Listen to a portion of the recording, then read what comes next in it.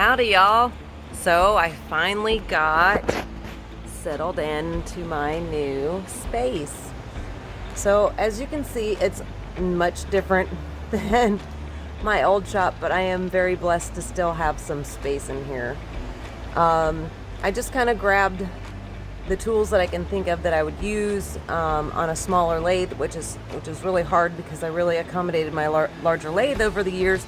So I still had my smaller chuck, thank goodness, and some other things. So of course I got my total boat resin, and I have a lot of my tools that I'm going to need in here, and my mini lathe. This is the PSI Woodworking Turncrafter Pro. Thank you, James. This was a gift to my son for his birthday because I wanted to teach him how to turn pins, and thank goodness, because this is the only lathe that will fit in here. So I turned some pins last night, and I'll probably put that video up with this video. I'm not sure yet. Yeah, anyways, so I have my finishes and things that I need readily available here. I did have boxes and boxes. It's amazing the stuff that you collect over the years for wood turning, from wood to tools to, oh my gosh. And it was so hard to pick and choose what to bring and what not to bring because I wanted all my stuff. I wanted to have all my stuff.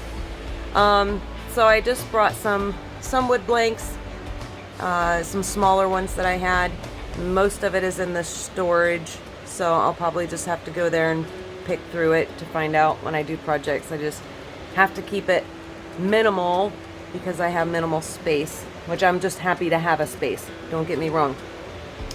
I'm never again going to take for granted the amount of space I have as a shop, because when you go from having a big space where you have all your stuff to a smaller space and you have to go without your stuff, you really realize how blessed you are. So, and I'm just, like I said, happy to have a space. So let me turn my camera around and show you just some of the things that I have to work with. So keeping in mind, obviously my videos aren't going to be exactly what they used to be. This is definitely a whole new challenge and a whole new world for me as well. But I plan to really do the best with what I have. So, and also for others that are working with a smaller shop, smaller space, smaller lathe, hopefully I can help give you some ideas to really do the best with the smaller stuff. I mean, you're just gonna have to do with what you got, right? So that's my prayer, is that I can get through this year of going without and being blessed and thankful the whole time. That's the challenge. I'm just being honest. It is really hard, and it really does show me how blessed I am. So let me turn this camera around, show you some things that I have, some equipment. You guys get an idea what I'm working with, and go from there. Here's my lathe. I have a lot of these Rubbermaid containers with drawers. It helps to keep things covered so dust and shavings doesn't get in there, which I can say that's definitely a number one. There's some things that obviously I don't have covered. I just have a little vacuum that I vacuum everything off. If you're casting, obviously a pressure pot is a must. This is a pressure pot I bought just after Christmas. I didn't get a chance to do a video on it because we were just, you know, trying to prepare to move, and I just didn't get an opportunity. I have something in here right now casting, so I can't take it apart. But I did alter it in one way. This pressure pot, I will put the link for it. It's on Amazon. It's a TCP, and it came already ready to go for casting. I didn't have to add anything to it, other than when these nuts here fall down onto the pot, it clangs and makes a terrible noise. So I just took cork board. I bought some cork board stuff, cut them out in squares, and just taped them all around the pot, so that way it will give me a longer life on my pot and won't be so noisy. And yeah, so that's the only modification I did to that. Thank you everybody for your stickers. Unfortunately, my sticker board is in storage. I didn't have space to put it here, but I will still be sending stickers and collecting stickers. So yeah, and then maybe I'll find another cardboard or something I can put it on. I'm using my dad's air compressor, which is a Mammer Jammer. It fills my tank within seconds, which is nice. That's conveniently located back there. So I still have a air compressor to work with, and I also have a backup smaller one in case. This drawer has all my pen blanks and small pieces of wood I can cast with. Of course, my Total Boat resin cups to mix, and boy is this a awesome space saver too, and helps me not to have the scale and everything in here. I can just mix directly from this into the cups. Perfect measurement every time. Have not had any issues with that whatsoever. This bandsaw my brother-in-law Mike picked up from a yard sale. Me and my dad, I'll show little bits of that video at the end. Trying to just kind of gussy it up a little bit. Just, you know, nothing crazy, just to try to get it to where I could cut pen blanks, smaller stuff on it. The blade on it currently has some missing teeth. There is some missing guides. You can't see them. Anyways, there's missing guides on it that we had to kind of just do without, and the tires on it are completely rotten. I don't plan on spending a ton of money on this bandsaw. It's, you know, I would rather save my money for buying a new one later on. Worst comes to worst, I can hand cut stuff. It's just, I'm trying to do the minimalist, save as much money as I possibly can, and go from there. This thing is a godsend. It is it's about $70 at Walmart. My dad built me a base for it with wheels. Everything in here has wheels, so I can move it out of the way and get it, you know. And this has all my tools and chucks. I do not have a sharpening system. I did bring my traditional tools, so I'm just gonna have to learn how to hand hone again, and do the best with what I got, and hopefully I'll be able to share with you how I messed that all up. Yeah, so that's that. The lathe has wheels on it because of the shaving and the dust mess. I am planning on rolling it outside and turning outside. This weekend we're going to replace the ramp because it is very old and unsteady for something this heavy to roll up and down. My husband's currently buying me new wheels, bigger wheels, so it'll be easier to roll up and down the ramp, and hopefully, if the rain won't wash us away, we'll be able to get the ramp replaced.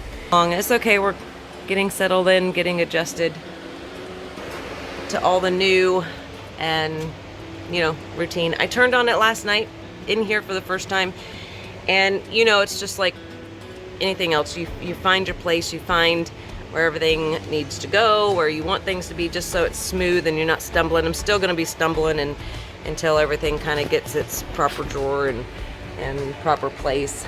And yeah. So anyways, the video that I am going to show you next is a pen turning video. My father 3D prints. You guys know that. You probably have seen my Etsy post for the knobs for the pressure pot. I didn't bring that pressure pot with me because I felt there was no point in bringing two, plus that one's on wheels, so it's easier to move it around the shop. But we are still selling those knobs. So yeah. Anyways, he 3D prints.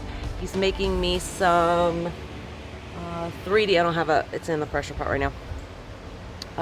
3D printed honeycomb pen blanks, and I'm testing them out. So yeah, and I'm not a very good pen turner, believe it or not. I stink at it, and it's because I'm just not patient for all of the steps and the pieces and the, you know, I just kind of like throwing a big old chunk of wood on the lathe and, like, you know, going for it and being aggressive. And you can't really do that with pens. So I'm having a quite a little bit of adjustment going on there with my turning style and when it comes to pens. So all of you pen turners out there, that I'm sure every pen turner, whether you're a beginner or not, are doing pens a million times better than I do. Give me some grace and mercy, because I am new at pens and all this dainty stuff. So just to warn you, like I said, the pen turners out there are just going to they're you're gonna be aggravated at me, to say the least, I'm sure, for this video, but I appreciate your grace and mercy. I know what to do, it's just slowing down and doing it. Woosah. So yeah, that's what this video is. I did not record the casting of the pen blank because I was kind of just testing it out, and I just wanted to kind of record my first turn in the new shop. So that's why it's, you know, not the best, and things won't be the best for probably, who knows. Anyways, pray y'all have a wonderful week. Hey, happy 4th of July. God bless.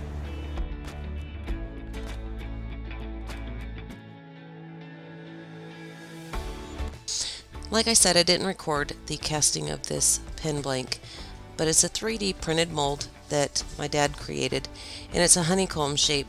Unfortunately, I put the mold in the blank where the honeycombs were, the sides of them were facing up versus the open parts of them facing up. So there were little air bubbles, which were not bad, less than I expected in the final cast.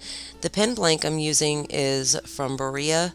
I purchased a ton of pen blanks or pen kits and wood and all kinds of things from a yard sale. I got really fortunate, and so I essentially got these really cheap, and thank goodness, because I've probably messed up more pens than I've actually created nice ones, and it's given me an opportunity to practice without it being so costly.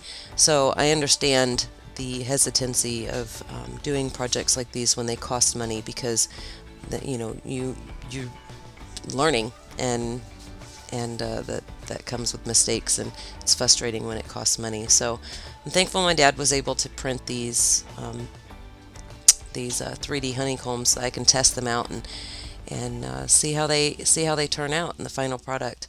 I used 4-minute epoxy because from watching other pen turners, some people prefer CA glue, some people prefer epoxy. I can tell you the end result of this epoxy is it heated up, much like CA glue sometimes will heat up and crack, and your blank will crack off of the tube. This one didn't so much crack, it just was, it moved. It kind of didn't stick fully. In the end, it worked out, but I'm not sure if there's a particular kind of epoxy that's better than others when it comes to pens. Plus, I turn at 1,000,000 miles an hour through the whole time, and sanded 1,000,000 miles an hour during the whole time, so there was a lot of friction and heat.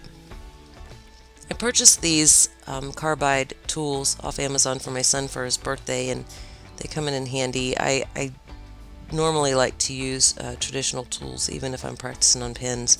I just feel more at home with them, so I'm forcing myself to use the Carbide just because I don't have my sharpening system with me. I'm gonna have to hand hew all of my tools, and that's gonna take some time to get back into practice of that. So the Carbides are really convenient to not have to sharpen.